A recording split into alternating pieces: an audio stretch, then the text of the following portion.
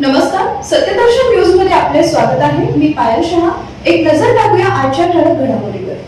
राज्यातील हवामानात मोठे बदल, कधी उन्हाचा चटका तर कधी अवकाळी पाऊस. लातूर, धाराशिव, नांदेड, परभणी, छत्रपती संभाजीनगर या भागात शनिवारी आणि रविवारी अवकाळी पाऊस हजेरी लावण्याची शक्यता आहे. यासोबतच चंद्रपूर आणि गडचिरोलीमध्येही वादळी वाऱ्यासह पावसाची शक्यता वर्तवण्यात आली आहे. राज्यातील तापमानात वाढ होत असतानाच दुसरीकडे पावसाचाही मोठा इशारा देण्यात आलाय.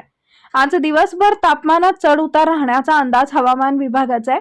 हवामानातील अचानक झालेल्या बदलाचा मोठा फटका धाराशिव जिल्ह्यातील आंबा उत्पादक शेतकऱ्यांना बसलाय.